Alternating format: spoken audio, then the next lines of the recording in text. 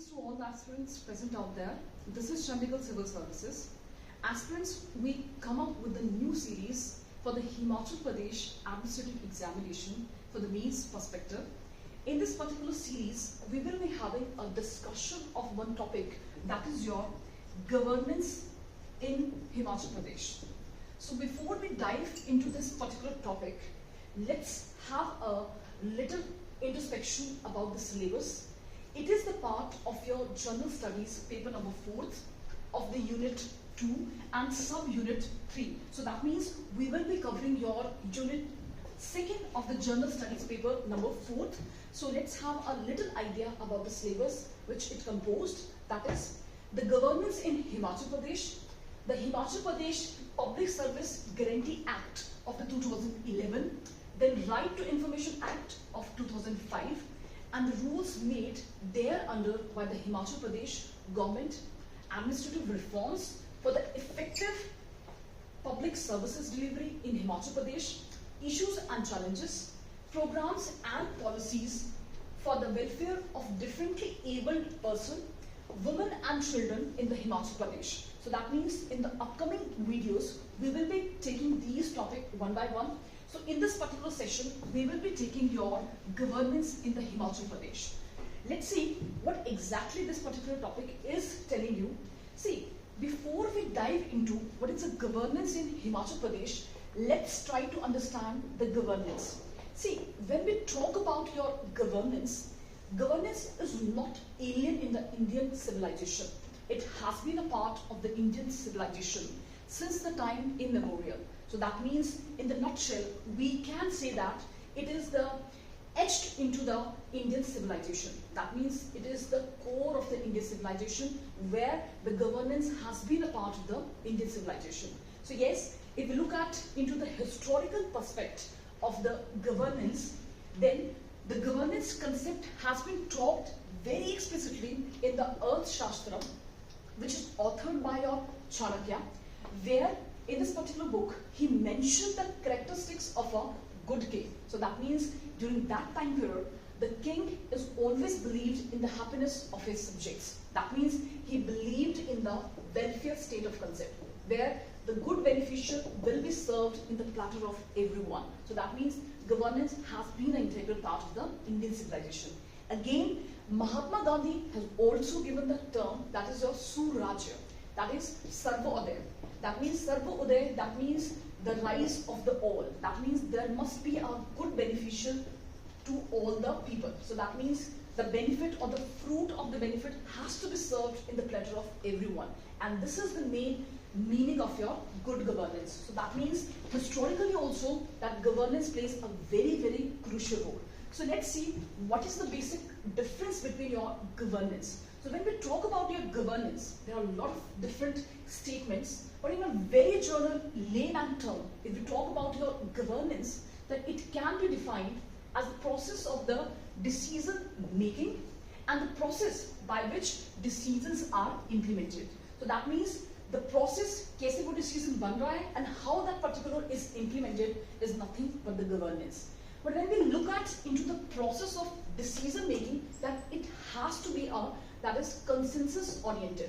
So that means whenever we are concluding or jumping into any particular decision, it has to be taken after a huge pondering. That means after a huge consensus within the party, it has to be concluded.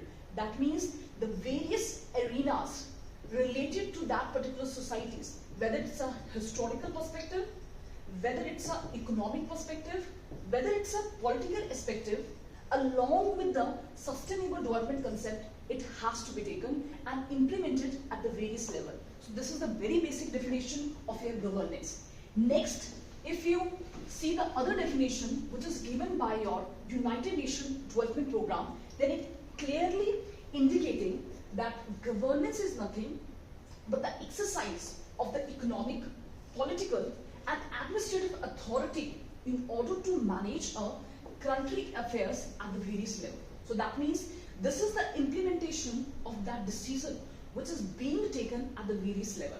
So that means what exactly it is telling about the levels. It can be at the national level, it can be at the state level, It can be at the district level, then it can be at the local bodies level, and yes, it can be at the family level also. So see the importance of the good governance. That means it has to be implemented at the various level. And this is the definition which is given by your United Nations Development Program.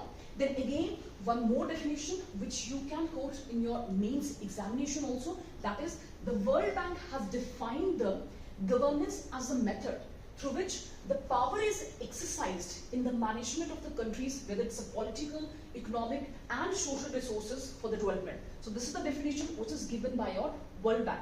See, whenever you are writing any particular answer, it is very important that mention the authentic definition where it will be like a catching the more marks, and this will be a very good if you are writing the reference of these particular bodies, that is whether it's a United Nations Development Program, World Bank or any other particular organization which has defined the governance. Next, when we look at into the governance and government, what is the basic difference?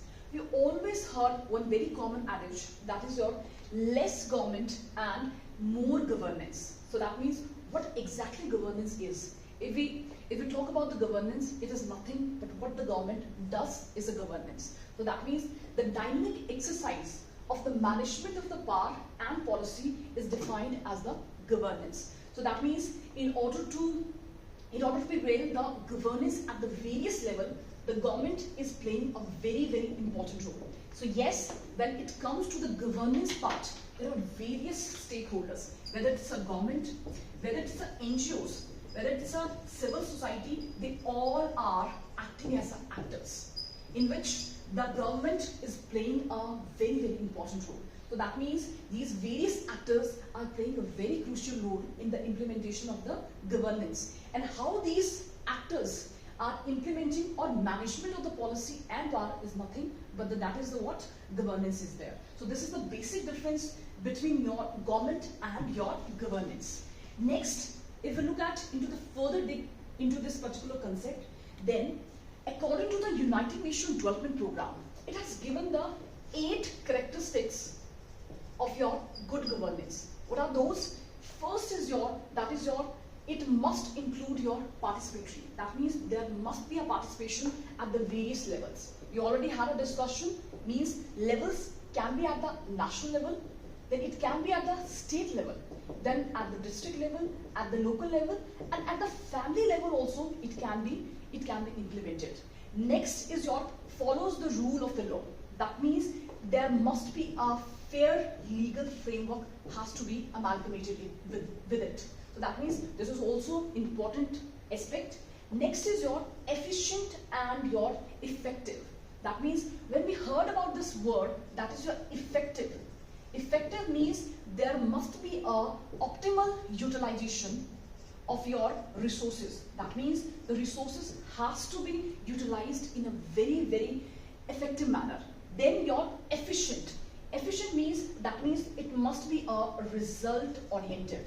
That means there must be it bring the result at the various levels. So that means at the ground level the results must be seen, must be observed. Next is your equitable and inclusive. That means good governance is talking about your equity in the society. That means whatever the opportunities is available, that must be served in the platter of everyone. Irrespective of the discrimination in the society, the opportunities has to be provided to all. That means it must include everyone into the fruit of the good governance. Next is your responsive. That means the government has to be responsive. That means it has to provide all the services to the citizens in a very time-bounded manner. So that means it has to be responsible. Next is your transparent. When we talk about the transparent, that means transparency must be there. Whatever the information that must be available to the public domain. Next is your last, which is the most key tenet of the good governance, that is your accountable. So that means whatever the decision which is being taken by your various stakeholders, that must be accountable to the people which are getting affected by those actions. So these are the 8 basic characteristics of the good governance which you can use while your mains answer writing. And yes, it's better that you should substantiate your answer with a particular diagram, and you can use this particular diagram also whenever any question related to the governance part is concerned. Next, if we talk about in the case of your Himachal Pradesh good governance, then yes, the government of Himachal Pradesh has done a lot in order to adhere to the good governance concept. So that means the various reforms has been brought by the government of Himachal Pradesh in order to improve its, whether it's a public service delivery mechanism, and yes, the time redressal for their grievances. That means timely redressal for the grievances also, they are taking numerous steps. So that means there are a lot of the transparency, inclusivity, then after judicial reforms, these all are brought at the ground level, and yes, the results can be seen at the ground level also. And yes, the government of the Himachal Pradesh is also promoting a corruption-free government. So that means whatever the law makers, that they should not be the law breakers. So that means Himachal Pradesh government is also adhering to the concept of your good governance. So what are the examples through which we can very clearly say that Himachal Pradesh is adhering to the concept of the good governance? These are the certain examples. That is, in the recent time, if we look at into the Himachal Pradesh, it has been ranked first in the governance for the second consecutive year in the Public Affair Index.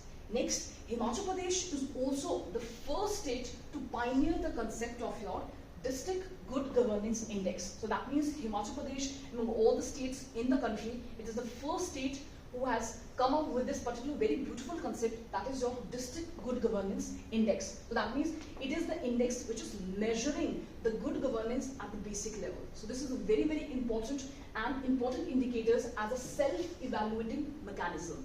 And yes, this index is based on the 7 themes, 18 focus subject and 45 indicators. So that means when we had a discussion about the good governance, we clearly said that the good governance has to be brought at the various levels. And in order to measure whether that implementation at the local level is effective or not, this index is clearly or explicitly telling you the particular idea whether that implementation is at the effective manner or not. So this is very important. Next, as per the ranking of the 2021, Kangra has bagged the first prize. So that means in the district good governance, especially in the Himachal Pradesh, Kangra has been ranked first. Then comes to the Bilaspur, is at the second position, which he has brought the 35 lakh rupees, and Una got the third prize. So that means Kangra is at the top, and this model has to be replicated in the other district level also. Then when we talk about what are the various steps which is being taken by our Himachal government for the effective implementation of the governance in the Himachal Pradesh, then you have to mention that the Himachal Pradesh State Vigilance and Anti-Corruption Bureau. So that means in order to make the state corruption free, it has came into the existence in 2006. And yes, it is the subsequent merger of your Anti-Corruption Unit and Enforcement Department of the state, and it started as a separate entity on the 1st of April 2007. So that means this is acting as an eye watcher against any kind of corruption in the state. And yes, recently a toll-free helpline by the Vigilance and the Anti-Corruption Bureau has also been implemented. So this is a step which is being taken by the Himachal government in order to make the Himachal Pradesh as a corruption-free state. Next is your Himachal Pradesh Lokayukta Act of 2014. This is very, very important, which is based on the Sweden concept. That is, in order to inquire into the allegation of the corruption against the certain functionaries for the matters connected there. So that means Himachal Pradesh government is also taking a very robust step in order to adhere to the concept of the good governance. And yes, it is brought a lot of result, but yes, there is miles more to go. So that means good governance is playing a very, very crucial role. So this is about your governance in Himachal Pradesh. So whenever any question related to the governance in the Himachal Pradesh, these are the certain things which you need to adhere, and this is important. So aspirants, this is about your first topic, that is your governance in the Himachal Pradesh. So stay tuned and connected. Thank you.